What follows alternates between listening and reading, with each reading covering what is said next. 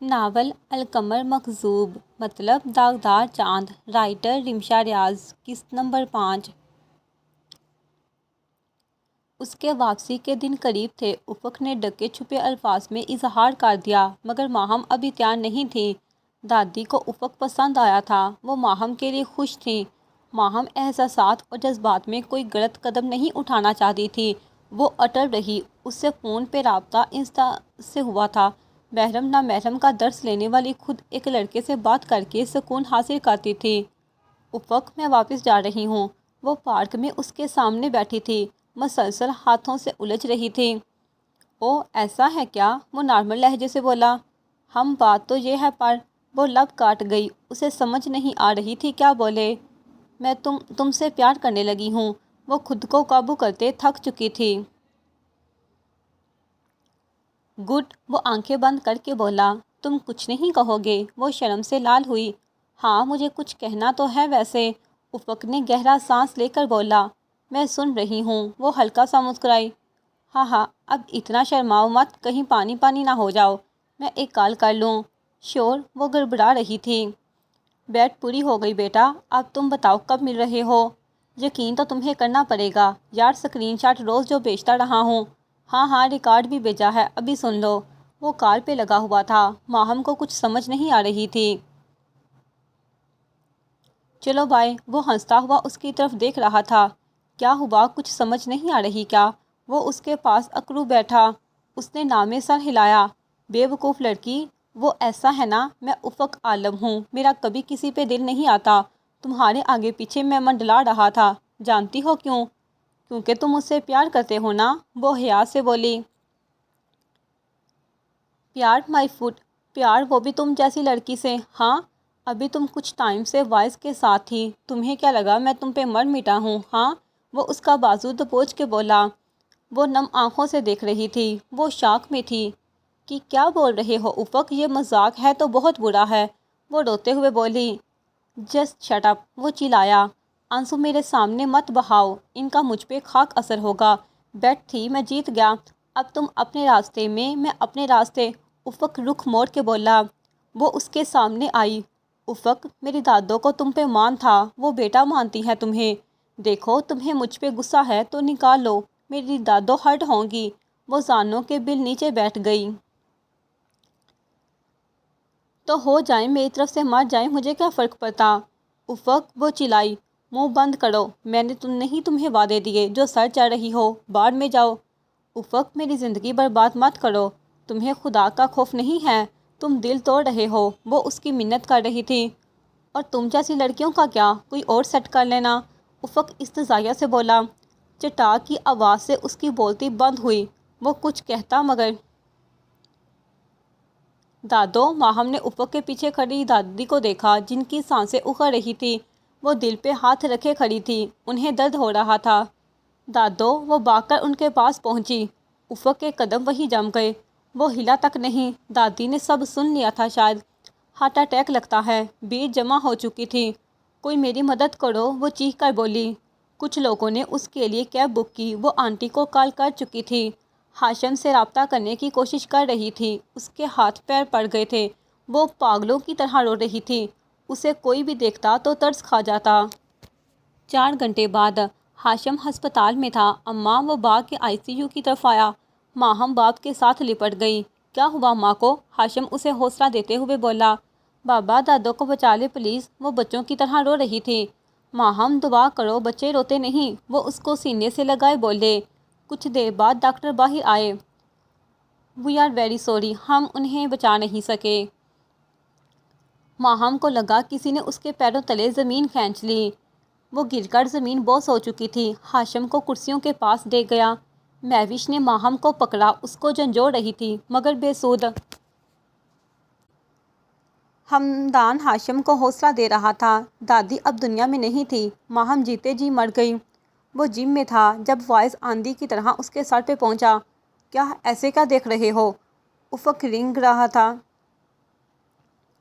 دیکھ رہا ہوں شرمندگی کا کوئی نشان تمہارے منہ پہ ہو، مگر یہاں تو بے غیرتی کے سوا کچھ نہیں دکھ رہا، وائس چبا کر بولا۔ بکواس بند کرو وائس، وہ گرایا۔ ماہم کی دادی اس دنیا میں نہیں ہے، واعظ نے نخوت سے اسے دیکھا۔ پل کو افق ساکت ہوا۔ کیا مطلب؟ مطلب کہ مر گئی وہ ہارٹ اٹیک سے، سب تمہاری وجہ سے ہوا۔ واعظ زمین کے پنجوں کے بل بیٹھا۔ میری وجہ سے کچھ نہیں ہوا، وہ تو لڑکی۔ خبردار افق، واعظ نے انگلی سے تنبیہ کرتے ہوئے کہا۔ خبردار، اس معصوم لڑکی کے بارے میں کچھ بھی بول رہا۔ تو نہ اسے ڈیزرو ہی نہیں کرتا۔ ابے کبھی اس نے مجھ سے پیار کا اظہار تک نہیں کیا۔ میں اس دن اس کے دل ڈیب اتر چکا تھا جب اس نے مجھے بار دیکھا، مگر تو؟ افق بے چینی سے اسے دیکھتا گیا۔ تم نے سب خراب کر دیا افق۔ اس کے گھر والوں کو پتہ چلا تو اس کی ماں اس کا جینا حرام کر دے گی۔ مجھے لگا میں ہی برا ہوں، پر تو بدترین نکلا۔ واعظ تیش سے اسے دیکھ کر باہر نکل گیا۔ وہ وہیں بیٹھ گیا۔ میری وجہ سے کیسے ہو سکتا؟ میں نے تو کچھ بھی نہیں۔ وہ میں۔ اس نے اپنے بال زور سے پکڑے۔ موت سے بڑا کوئی غم نہیں۔ اس نے نمبر ڈائل کیا مگر آف تھا۔ پہلی بار اسے احساس شرمندگی ہوئی۔ Flashback. افق نے جرجری لی۔ وہ اسے یاد تھی، مگر وہ اسے بھولا ہی کب تھا۔ اسے خود سے گن آئی۔ اس نے کنپٹی مس لی۔ ہلکی ہلکی رم جم لگی۔ اسے وہی دن یاد آیا جب وہ اس پہ چھتری پکڑے کھڑی تھی۔ وہ کیسی ہوگی، کہاں ہوگی؟ چندا کی باتوں سے لگتا ہے کہ ماہم تو بول رہی ہے۔ میں کتنا بڑا بے وقوف تھا۔ شاید تمہارا گنہگار بھی۔ تم مجھے معاف کرو گی کہ نہیں؟ پر میں خود کو اذیت دے رہا ہوں۔ وہ دل میں سوچ رہا تھا۔ میں تمہیں ڈیزرو ہی نہیں کرتا۔ تم بس جہاں رہو خوش رہو۔ وہ ریکنگ کے ساتھ بیٹھ گیا۔ دوسرے طرف گپ اندھیرے میں وہ کسمسائی۔ اچانک چھینکنے لگی۔ کون یاد کر رہا ہے؟ وہ جھنجھلا کر اٹھی۔ بارش کی آواز اس قدر تیز تھی وہ ڈر کے کمبل میں دبک گئی۔ افق، اس کے ہونٹوں نے بے اختیار کہا۔ چندا، تارا، گوری بائی اور کئی لڑکیاں ایک کمرے میں جمع تھیں۔ بائی بڑے سے تختے پہ بیٹھی ہوئی تھی، ہاتھ میں چلم تھی جس سے وقفے وقفے سیر ہو رہی تھی۔ تم لڑکیاں جانتی ہوں گی میں نے کس لیے بلایا؟ وہ سنجیدگی سے سب کو باری باری دیکھ کر بولی۔ مجھے میرے مامی نے بیچا تھا، تم سب بھی ایسے ہی آئی تھی۔ اپنوں نے تمہاری بولیاں لگائی تھی۔ بھوک چیز ہی ایسی ہے، جو ہونا تھا ہو گیا۔ چندا، تم لڑکے کے چکر میں باغی تھی۔ تارا جی کے بھی عشیق کا چکر تھے۔ گوری کو تایا نے بیچا تھا اور اسے اس کا شوہر چھوڑ گیا۔ اور تم مینا کماری، تجھے تیری تو اغوا ہو کے آئی، زبردستی یا بغیر زبردستی کہ تم جس کام پہ لگی وہ جانتی ہوں غلط ترین کام ہے۔ میں نے اپنی طرف سے تم لوگوں کو ایک حد تک چھوٹ دی تھی، پر ہفتے بعد زریمہ آ رہی ہے، اس سے سب اچھے سے واقف ہوں۔ اس کے قہر سے کوئی نہیں بچ پایا، اور جو اس کے چنگل سے بھاگ بھی جائے زندہ نہیں بچ پاتا۔ سمجھ رہی ہو سب؟ وہ سب کی طرف دیکھ کر اونچا بولی۔ سب نے ہاں میں منڈی ہلائی۔ گوری البتہ خاموش تھی۔ یہ بات سب جانتے تھے۔ او گوری میڈم، شہزادے کے خواب دیکھنے چھوڑ دیں۔ ہم جیسی عورتوں کی بولیاں لگ سکتی ہیں، بس ہماری عزتیں گٹتی نہیں ہیں، شاید ہوتی ہی نہیں ہیں۔ بائی اس کو پاس بلاتے ہوئے کہنے لگی۔ وہ اس کے پیروں کے پاس بیٹھ گئی، آنکھوں میں نمی تھی۔ کاش میں تم لوگوں کے لیے کچھ کر سکتی۔ باہر کی دنیا بہت ظالم ہے، تمہیں نوچ کھائے گی۔ موت سے بڑی آزادی نہیں ہے، طوائف بس مر کے آزاد ہوتی ہے۔ بائی نے اس کے سر پہ ہاتھ رکھا۔ موت آزادی ہے بائی؟ گوری آنکھیں اٹھا کر بولی۔ اس کے ارادے بانپ گئی۔ حرام موت نہیں گوری، اپنی آئی ہوئی موت۔ کوئی ایسا قدم نہ اٹھائیو جس سے حشر میں تھوڑی سے بھی ہمدردی خدا نہ دکھائے میری بچی۔ وہ اس کا ماتھا چوم کر بولی۔ تم سب جاؤ اور خود کو تیار کرو۔ وہ باقی لڑکیوں کی طرف دیکھ کے حکم صادر کر کے بولی۔ جی بائی، سب تائید میں واپس پلٹ گئی۔ گوری، انہوں نے اس کی تھوڑی اٹھا کر اس کا منہ اوپر کیا۔ میں سمجھ سکتی ہوں بائی، میں تیار ہوں۔ کاش عورت ہوتی ہی نہ، یہاں درندے پھرتے ہیں۔ وہ آنسو پی گئی۔ بائی کچھ نہ بول پائی۔ گوری اپنے کمرے میں چلی گئی اور شیشے کے سامنے تیار ہونے لگی۔ گہری لپسٹک اور بھاری میک اپ سے وہ حسین ترین لگ رہی تھی، مانی چاند جس پہ سب کی نظر پڑ جاتی۔ اس نے گوڑ کو دیکھا مگر اسے گن نہیں آئی۔ تیری قید بھی آزادی ہے۔ آزاد ہونا چاہوں تو موت نظر آئے، موت کو گلے لگانا جو چاہوں مجھ سے موت دور بھاگ جائے۔ ملکو، بائی دروازے کے پاس کھڑے مرد کو آواز دے کر بولی۔ جا چندا کو بلا کر لا۔ جی حکم بائی۔ وہ مؤدبانہ حکم کی تعمیل کرتے چلایا۔ بائی کمرے کے چکر کاٹ رہی تھی۔ کچھ دیر میں پائلوں کی چھنکار کی آواز آنے لگی۔ چندہ دلخیز مسکراہٹ لے کے اس کی طرف آئی۔ وہ نیلے رنگ کے فراق میں ملبوس تھی، پیروں میں مہندی اور پائل تھی۔ میک اپ سے وہ کسی حد تک سلطنت کی شہزادی لگتی تھی۔ دروازہ بند کر کے آ بچی۔ بائی تختے پر ٹانگیں لٹکائے بیٹھی۔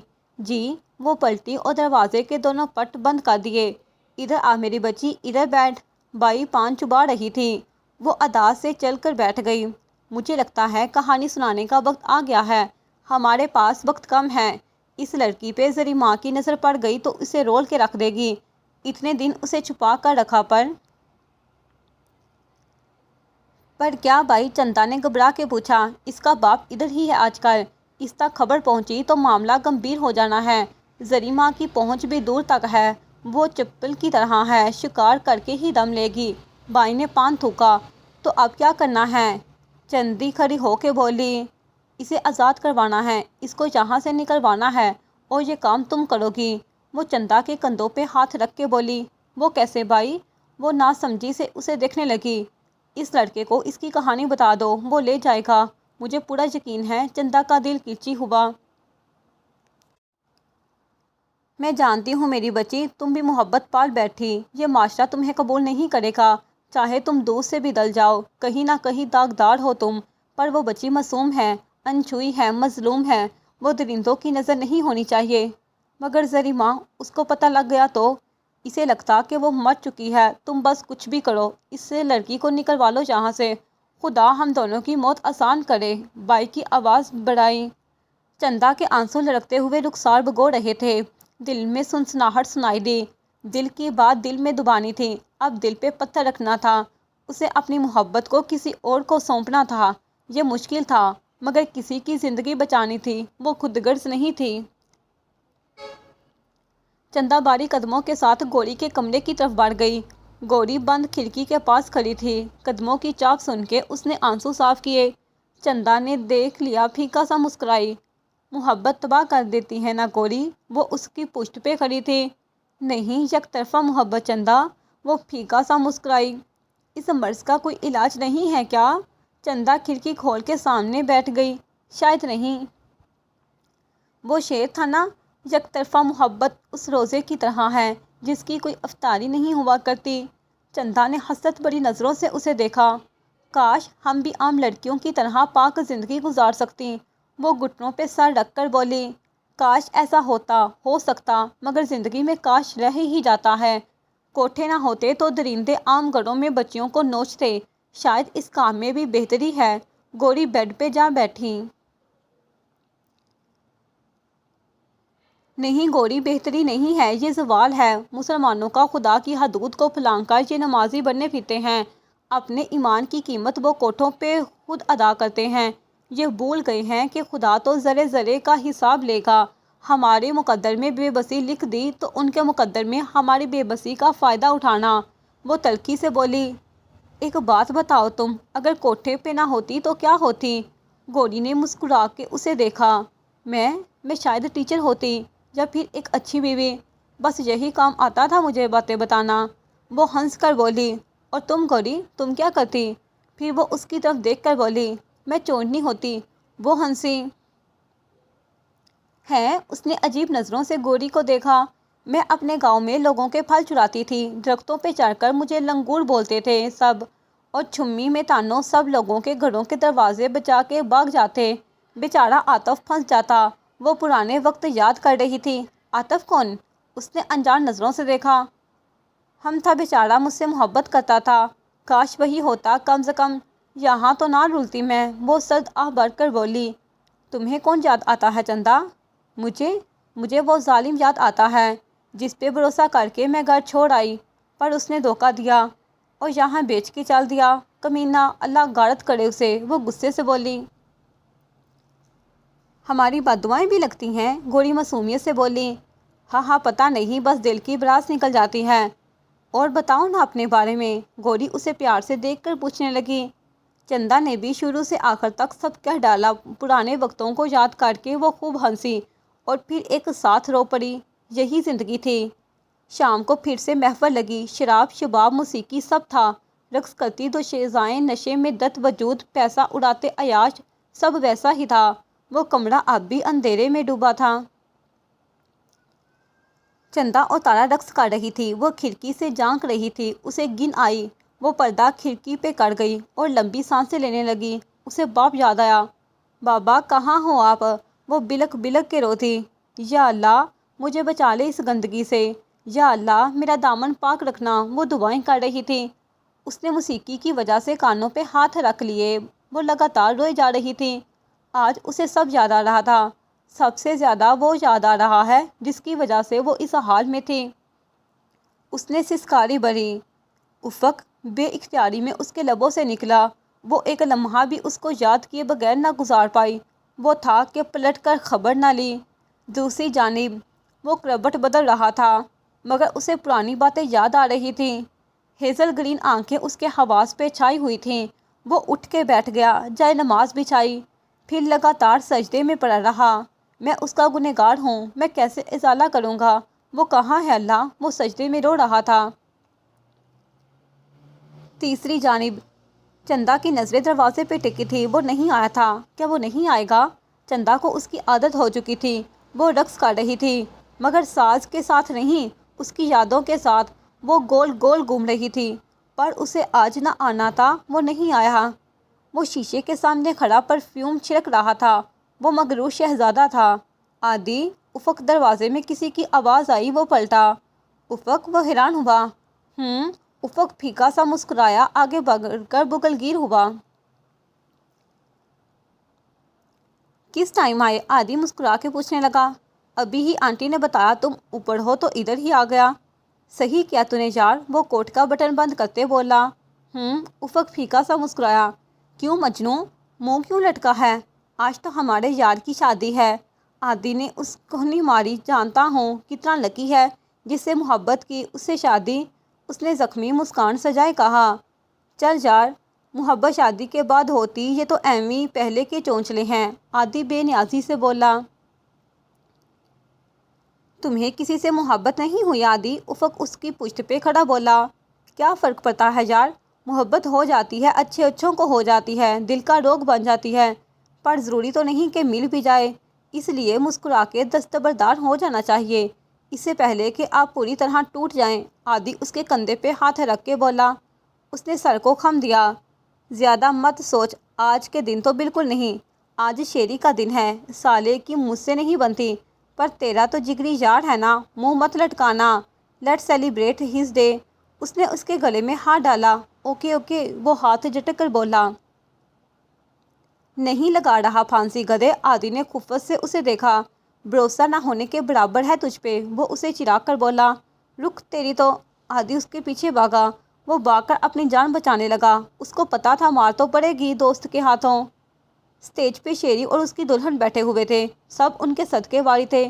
شہریار بہت خوش تھا، اس کی بیوی بھی کافی معصوم اور سادہ تھی۔ عادی دوستوں کے ساتھ مصروف تھا۔ افق خالی کرسی دیکھ کے بیٹھ گیا۔ وہ اکیلا بیٹھا تھا، پھیکا سا مسکرا دیا۔ تمہیں کھو کر سب سے بڑی غلطی کی میں نے ماہم، سب سے بڑا گناہ۔ شاید کاش میرے اختیار میں ہوتا تو میں وقت میں پیچھے جا کر تمہیں روک لیتا، کیونکہ انسان کے پاس بس پچھتاوا بچتا ہے، حالات کو درست کرنا کیونکہ انسان کے بس میں نہیں۔ بس ایک بار مجھے معافی مل جاتی، میں سب ٹھیک کرتا۔ تم کچھ دیر وہاں ہو ماہم؟ کہاں؟ وہ دل میں سوچ رہا تھا۔ کچھ دیر وہاں بیٹھنے کے بعد وہ خاموشی سے نکل آیا۔ اس کا رخ بدنام گلی تھا، اسے سکون چاہیے تھا۔ مطلوبہ کمرے میں اس نے قدم رکھے۔ چندا کھڑکی کے پٹ کھولے کھڑی تھی، آہٹ سے نہیں پلٹی۔ بہت دیر کر دی صاحب آنے میں، اس نے تبصرہ کیا۔ افق نے خاموشی برقرار رکھی۔ کیا ہوا؟ دل لگ گیا ہے کہ دل ٹوٹ چکا ہے؟ کوئی مل گیا ہے کہ کوئی کھو چکا ہے؟ وہ مخملی مسکان لیے بولی۔ اس نے آنکھیں اٹھائیں، وہ تو جیسے برسنے کو تیار تھی۔ چندا کا دل دہل کے رہ گیا۔ محبوب آپ کے سامنے ہو، کسی اور کے نام نے منسوب، وہ لمحہ بھی قیامت خیز ہوتا ہے۔ خاموش ہی رہنا ہے تو ادھر کیوں آئے ہو صاحب؟ وہ الجھن سے بولی۔ مجھے اس کی یاد آ رہی تھی، وہ زمین کی طرف دیکھ کر بولا۔ چندا نے ضبط سے اسے دیکھا، پھر مسکرائی۔ بہت پیاری تھی، سب سے پیاری، مجھ سے بھی۔ اس کی آنکھیں بہت پیاری تھیں، ہیزل گرین آنکھیں۔ وہ مسکرا رہا تھا۔ چندا کے سامنے بند کمرہ لہرایا۔ وہ لڑکی، اس کی آنکھیں۔ اس نے بیڈ کا کونا پکڑا، پھر اس پہ بیٹھ گئی۔ ایک کہانی سنو گے؟ اس نے بے اختیار افق کی طرف دیکھا، جس نے اس کی طرف حیرت سے نظر اٹھائی۔ وہ ہاں میں سر ہلاتا گیا۔ وہ پہلی بار نہیں گئی تھی، یہ اسلام آباد تھا۔ وہ اپنی دادی کے ساتھ تھی۔ ان کا رخ تایا کے گھر کا تھا۔ وہ خوش تھی۔ وہ کسی ایسے لڑکے سے دادی کو ملوانے جا رہی تھی جو اسے مناسب لگا تھا، کم عمری میں بھی تھی اور کچھ حالات بھی۔ ماہی کو وہ اچھا لگا تھا۔ اس کی دادی اس کی دوست تھی۔ یہ واقعہ ہے آج سے 3 سال پہلے کا۔ ہاں مہوش، ہم پہنچ آئے ہیں۔ ہاں بیٹا، خیریت سے؟ فون پہ دادی کی آواز ابھری۔ ماں جی، ہمدان راستے میں ہے، آتا ہی ہوگا، آپ دھیان رکھنا، مہوش نے فکر مندی سے کہا۔ ہاں ہاں، لو بھتیجی سے بات کرو۔ جی بڑی مما، ہم ٹھیک ہیں، ماہم نے فون ہاتھ لگتے ہی کہا۔ بیٹے، دادوں کا اور اپنا خیال رکھنا، ہمدان کہیں قریب ہی ہوگا۔ وہ رہے ہمدان بھائی۔ ماہم نے فون کی پرواہ کیے بغیر نظر دوڑائی تو وہ اسے دکھ گیا۔ بلیک کرتا اور جینس پہنے وہ ادھر ادھر دیکھ رہا تھا۔ ماہم نے ہاتھ ہلایا تو وہ بھاگ کر ان کی طرف آیا۔ دادو مہوش کے ساتھ باتوں میں مصروف تھی۔ ہمدان کو دیکھ کر کال کاٹ دی۔ آ گیا میرا پوتا؟ انہوں نے اس کی پیٹھ تھپ تھپائی۔ وہ مسکرا کر ان کو دیکھنے لگا۔ کیسی ہو گڑیا؟ پھر اس نے ماہم کے سر پہ ہاتھ رکھا۔ وہ ماہم سے 7 سال بڑا تھا۔ میں ٹھیک ہوں ہینڈسم۔ ماہم آج بھی اس کے لیے چھوٹی تھی۔ کوئی پرابلم تو نہیں ہوئی آنے میں؟ وہ نرمی سے پوچھنے لگا۔ نہیں بھائی، آل سیٹ، وہ انگوٹھا دکھا کر بولی۔ گڈ، چلیں؟ دادو، وہ ان کا سامان پکڑ کے چلنے لگا۔ ایلیویٹر کی مدد سے وہ اوپر آئی۔ اس سائڈ دادو، وہ دادی کا ہاتھ پکڑے تھی۔ دونوں ہمدان کے ہمراہ تھیں۔ فلیٹ نما گھر تھا، بند گھر، یہاں سب ایسے ہی فلیٹس میں رہتے ہیں۔ ان کے بڑے بیٹے کا بزنس یہی تھا، جس کی وجہ سے وہ یہاں سیٹل ہو گئے۔ سائقہ پڑھی لکھی خاتون تھی، اس لیے بہو کو ساتھ بھیج دیا۔ وہ کبھی کبھار ملنے آ جایا کرتے تھے۔ مہوش نے پرتپاک استقبال کیا۔ وہ باری باری خوشی سے ملی۔ حال چال دریافت کرنے کے بعد فریش ہونے کے لیے کمرہ دکھا دیا۔ گھر برابر ہی تھا، 3 رومز اور چھوٹا سا اوپن کچن، سامنے بالکونی تھی۔ گھر میں آرٹیفیشل پھول رکھے تھے جو اس کی خوبصورتی بڑھا دیتے تھے۔ کرن اب سے ہولی میں ان کی میلی ماں کے مطابق وہ تمیز سے پیش آئی۔ دادی نے خلوص سے اس پہ محبت کے پھول نچھاور کیے۔ وہ بھی زبردستی مسکراتی۔ کیسی ہو کزن؟ اس نے ماہم کو دیکھ کے کہا۔ میں اچھی ہوں، ماہم دل سے مسکرائی۔ میں کڑوی ہوں، اس نے ہنستے ہوئے کہا۔ جی؟ ماہم نے نہ سمجھی سے کہا۔ مذاق تھا ڈیئر۔ ارے کرن کی عادت ہے مذاق کی، تم یہاں رہو گی تو سب جان جاؤ گی۔ مہوش نے لقمہ دیا، ساتھ ہی بیٹی کو گڑا۔ کھانا تیار ہے ماں جی، چلے کھانا کھاتے ہیں، مہوش نے ساس کو ادب سے کہا۔ ہاں بیٹا، بھوک تو لگی ہے، ماہی چلو، تم نے بھی کچھ نہیں کھایا، دادی نے حکم صادر کیا۔ اوکے دادو۔ کھانا خوشگوار ماحول میں نوش کیا۔ مہوش نے دونوں کو آرام کرنے کمرے میں بھیج دیا۔ ویسے بھی رات کا وقت تھا، سفر کی بھی تھکاوٹ تھی، جس کی وجہ سے مہوش نے اسی میں بہتری جانی۔ تھکن سے چور ماہم بستر پہ گرتے ہی سو گئی۔ دادی نے پیار سے اسے دیکھا اور پھر ساتھ میں وہ بھی لیٹ گئی۔ ہلکی پھلکی روشنی اس کے چہرے پہ پڑی تو وہ انگڑائی لے کر اٹھی۔ دادو ورد کر رہی تھی۔ اس نے سوالیہ دیکھا کہ نماز قضا تو نہیں ہو گئی۔ وہ ہڑبڑا کر بیڈ سے اتری، دوپٹہ لیا اور واش روم میں گھس گئی۔ دادی یہ دیکھ کر مسکرا رہی تھی۔ اس نے اطمینان سے نماز پڑھی، پھر دادی کے گھٹنوں کے پاس بیٹھ گئی۔ دادو، آج کی بات بتائیں نا، وہ ان کے گھٹنوں پہ سر رکھ کے بولی۔ آج کی بات؟ جب سوچ سمجھ کر بھی کچھ سمجھ میں نہ آئے تو تمہارا دل بوجھل ہو جائے تو دل کی مت سننا، دماغ کی سننا۔ بوجھل دل سے کیے جانے والے فیصلے کارگر نہیں ہوا کرتے۔ دادی اس کے سر میں انگلیاں چلاتے ہوئے بتانے لگیں۔ اور آج کی آیت؟ آج کی آیت سورۃ یونس سے ہے، جس کا مفہوم تمہیں بتاتی ہوں۔ اب تم آیت نمبر مت پوچھنا، کیونکہ تم جانتی ہو بتانا میں نے نہیں ہے، اور کیوں نہیں بتاتی یہ بھی تم جانتی ہو۔ وہ اس بات میں سر ہلانے لگی، کیونکہ میری دادو چاہتی ہیں کہ میں غور و فکر خود کروں۔ بالکل، چلو، آج کی آیت ویسے تو منکروں کے بارے میں ہے، یعنی بے وقوف لوگ، نہ سمجھ لوگ۔ ان کے بارے میں آتا ہے کہ یہ لوگ تمہیں کیا راہ دکھائیں گے جو خود راہ پہ نہیں ہیں، اور جب تک اللہ نہ چاہے تمہیں ہدایت نہیں مل سکتی۔ پھر سے ادھوری آیت بتا دی نا آپ نے، وہ منہ پھیلا کر بولی۔ ہاں، کیونکہ میری پوتی خود تراشے گی۔ اب تمہیں کچھ بتاتی ہوں، یہ دیکھو۔ انہوں نے آئی پیڈ اٹھایا جس پہ ایک پوسٹ تھی، برف باری تھی، ایک مرد چل رہا تھا اور گھوڑے پہ ایک عورت کے ساتھ بچی تھی۔ ماہم نے نہ سمجھی سے دیکھا۔ میں سمجھاتی ہوں۔ مغرب کہتا ہے کہ عیسائی ممالک میں عورتوں کی قدر نہیں، یا انہیں حقوق نہیں دیے جاتے، یا انہیں پردے میں قید کیا جاتا ہے، تو یہ تصویر ان کی غلط فہمیاں دور کرتی ہے۔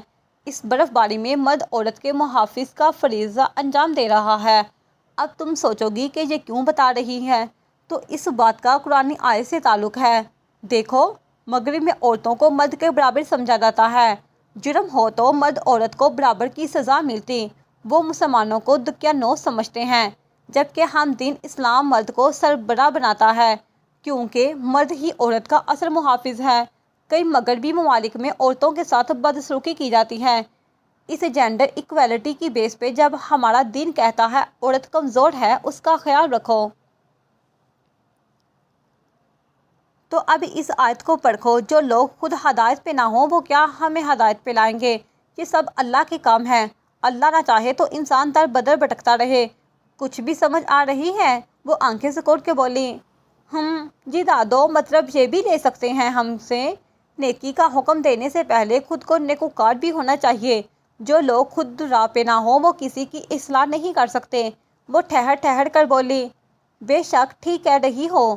یہی دین ہے، غور و فکر کا دین، عمل کا دین۔ اب تم ڈھونڈ لو گی آیت۔ انہوں نے اسے بوسہ دیا۔ ماشاءاللہ، خوش رہو۔ وہ پیار سے ان کے ہاتھ چومنے لگی۔ گڈ مارننگ دادو، ہمدان نہ کر کے اندر آیا۔ ماہم بالکونی میں کھڑی صبح صبح ہوا کو محسوس کر رہی تھی۔ اوفو برگر بچے سلام کرتے ہیں، دادی نے تھانے دارنی کی طرح کہا۔ او سوری دادو، السلام علیکم۔ وہ پیار سے ان کے گھٹنوں کے پاس بیٹھا۔ وعلیکم السلام، جیتے رہو۔ انہوں نے اس کا ماتھا چوما۔ ہمدان گڈ لکنگ تھا۔ ماہم کو کوئی پسند نہ ہوتا تو دادی کی نظر میں ہمدان اس کے لیے بہترین انتخاب تھا۔ کیسی طبیعت ہے آپ کی؟ میری طبیعت تمہاری شادی دیکھنے کی ہو رہی ہے۔ کیا دادو، ابھی تو 26 میں اسٹارٹ بھی نہیں ہوا۔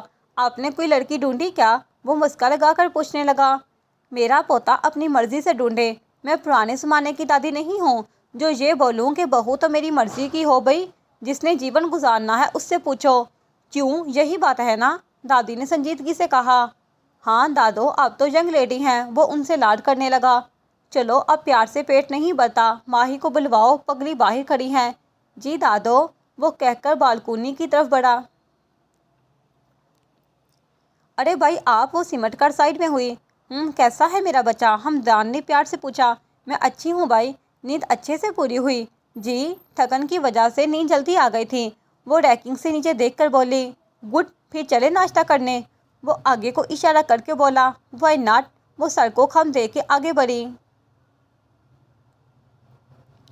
ناشتے کی ٹیبل پہ سب بیٹھے تھے۔ کرن کن آنکھوں سے اسے گھور رہی تھی۔ ہمدان اس کے ساتھ باتیں کر رہا تھا۔ سب اسے توجہ دے رہے تھے۔ کرن کو کھل نہیں رہا تھا۔ مہوش کو ویسے بھی ماہم پسند تھی، سلجھی ہوئی تھی، پیاری اور معصوم بھی۔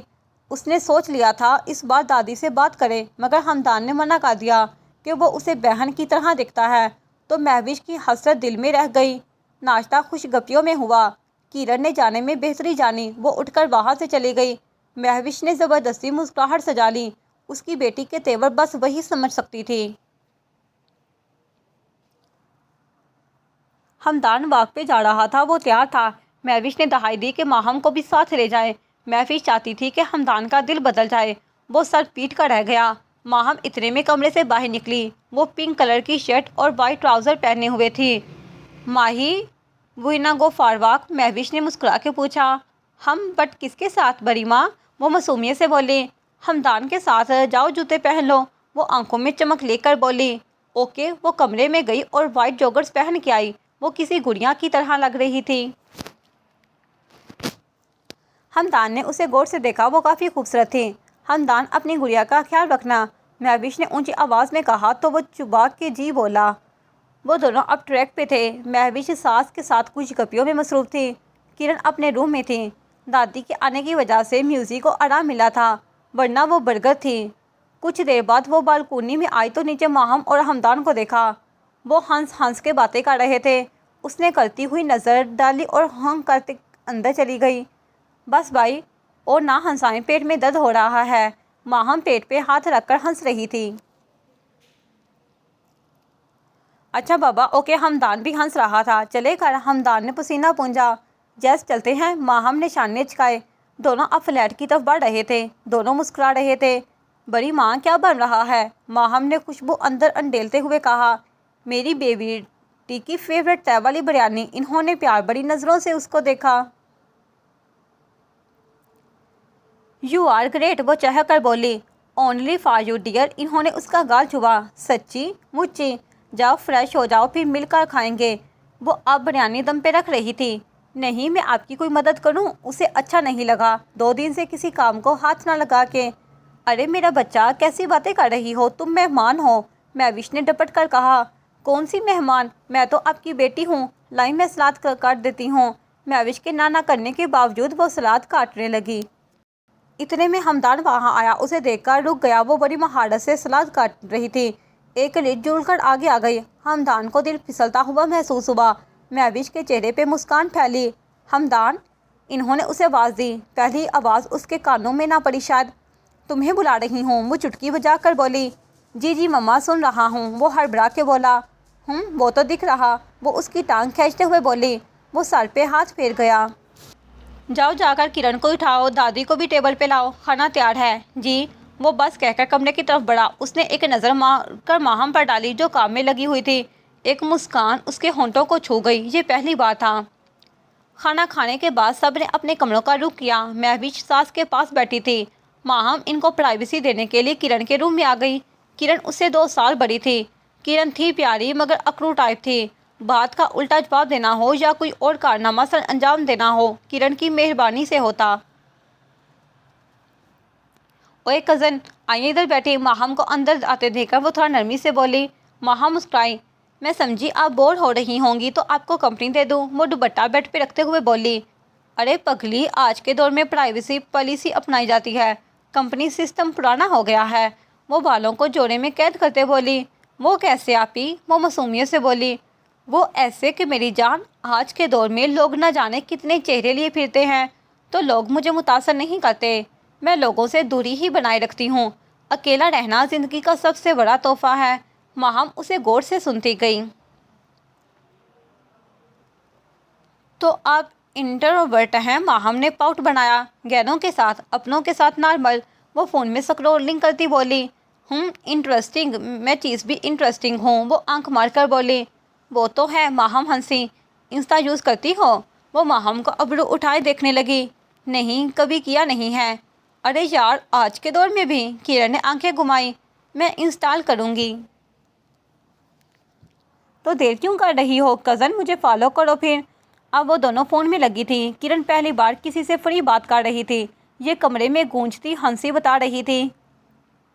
اگلے دن مہوش نے حمدان کو دیکھا جو سو رہا تھا۔ سنڈے تھا، 10 بج چکے تھے۔ مما سونے دینا، وہ نیند میں بولا۔ بیٹے سو لینا، ابھی اٹھو، دیکھو ماہم کیا سوچے گی کہ ہم اس کو باہر نہیں لے کے گئے۔ چلو جلدی فریش ہو جاؤ۔ اس نے جمائی لی۔ کیا مما یار، آپ بھی؟ وہ منہ بناتا اٹھ گیا۔ ناشتہ لگا رہی ہوں، جلدی سے آ جاؤ۔ وہ واش روم میں گھس گیا۔ آ رہا ہوں۔ گہما گہمی میں ناشتہ ہوا۔ اس نے غور کیا کرن خلاف توقع ماہم کے ساتھ خوشگوار موڈ میں باتیں کر رہی تھی۔ اس نے ماں کی طرف دیکھا تو انہوں نے اشارہ کیا ماہم کی طرف کر کے شانے اچکائے۔ وہ سمجھ گیا تھا۔ اس نے داد دینے والی نظروں سے ماہم کو دیکھا۔ تھوڑے بہت کام نپٹانے کے بعد مہوش نے کرن اور ماہم کو حمدان کے ساتھ بھیج دیا۔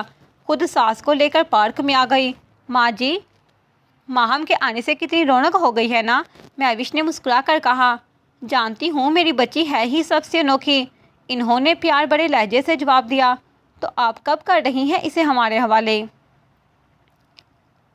دیکھو بیٹی، یہ فیصلہ تو ماہم یا اس کا باپ خود کریں گے، میں تمہیں امید میں نہیں رکھ سکتی بیٹا، وہ سنجیدگی سے بولی۔ آپ بھائی صاحب سے بات تو کریں، وہ بضد ہوئیں۔ کی تھی، اس نے کہا کہ فی الحال اس نے نہیں سوچا، جب تک ماہم کی رائے نہ جان لیں وہ فیصلہ نہیں کرے گا، وہ طمانیت سے بولیں۔ او، مہوش نے خفت سے دیکھا۔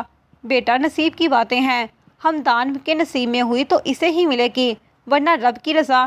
انہوں نے آسمان کی طرف اشارہ کیا۔ جی بہتر، مہوش پھیکا سا مسکرا دی۔ وہ پھر بینچ پہ بیٹھی ادھر ادھر کی باتیں کرنے لگی۔ موڈ خوشگواری اختیار کر چکا تھا۔ اف تم دونوں بس بھی کر دو، بچوں کی طرح لگی ہوئی ہو۔ ہمدان جو شاپنگ بیگز پکڑے ہوئے تھا ہلکان ہو چکا تھا۔ ہاں آپی بھائی ٹھیک کہہ رہے ہیں۔ ماہم نے بھی ہمدان کی طرفداری کی۔ اوہو کزن بھائی روز روز ہاتھ نہیں آتے، چپ چاپ چلتی رہو۔ ادھر آؤ جیولری دیکھتے ہیں۔ نہیں آپ دیکھیں، مجھے نہیں پسند، ماہم نے معذرت کی۔ اوکے پھر تم گھوم لو کہیں، کرن نے بے نیازی سے کہا۔ صحیح بات، آپ دیکھیں میں ذرا مال کا چکر لگا لوں۔ ہمدان بیگز گاڑی میں رکھایا تھا۔ ماہم معصومیت سے ادھر ادھر دیکھ رہی تھی۔ ہمدان نے اسے غور سے دیکھا۔ کچھ چاہیے؟ وہ ماہم کی طرف بڑھا۔ نہیں بھائی، وہ ہلکا سا مسکرائی۔ نہ جانے کیوں اس کا آج بھائی کہنا اچھا نہیں لگا۔ تو مجھے ہینڈسم کہہ کے بلایا کرو، مجھے وہ زیادہ پسند ہے۔ ہمدان نے مسکرا کر کہا۔ اوکے باس۔ اس نے تھم نیل دکھایا۔ گڈ، چلو آؤ میں کچھ دکھاتا ہوں۔ میں چوز کروں ہینڈسم؟ وہ سوال گو نظروں سے بولی۔ میرے لیے؟ اس نے خود کی طرف اشارہ کیا۔ نہیں پڑوسی کے لیے، اس نے منہ بنایا۔ اب وہ اس کی مدد کر رہی تھی۔ کرن نے یہ کارروائی دیکھی تو مسکرا کے منہ پھیر گئی۔ شاپنگ کے بعد وہ تینوں آئس کریم لینے چلے گئے۔ آج کا دن اچھا تھا، ہمدان نے دہائی دی۔ ظاہر ہے، the days become special with special one. Maham نے بائک اتارا۔ ہمدان نظر چرا گیا۔ ماہم نے مسکرانے پہ ہی اکتفا کیا۔ وہ گاڑی کی طرف بڑھنے لگے۔ ماہم کو یاد آیا وہ پرس اندر بھول گئی۔ وہ واپس لپکی۔ اس کا ٹکرا کسی سے ہوا مگر اس نے دھیان نہیں دیا۔ ایم سوری، وہ بھاگتے ہوئے بولی۔ انٹرسٹنگ، جا کے ساتھ ٹکرا ہوا وہ اسے تارے گیا مگر وہ جا چکی تھی۔ کہیں دل پہ تو نہیں لگ گئی ماہم؟ کرن نے بھائی کی ٹانگ کھینچتے ہوئے کہا۔ شش چپ کرو، آ رہی ہے وہ۔ ہمدان نے آنکھوں پہ چشمہ چڑھا دیا۔ مطلب گئی بھینس پانی میں۔ وہ ٹھنڈی سانس لے کے گاڑی کی پشت سے ٹیک لگا گئی۔ سوری، وہ بس یہ بھول گئی تھی، ماہم نے معذرت کی۔ اس سے پہلے وہ کوئی جواب دیتا، ارے آپ تو ساتھ خون معاف ہیں، کرن نے دہائی دی۔ وہ بس کرتا رہ گیا۔ جاری ہے۔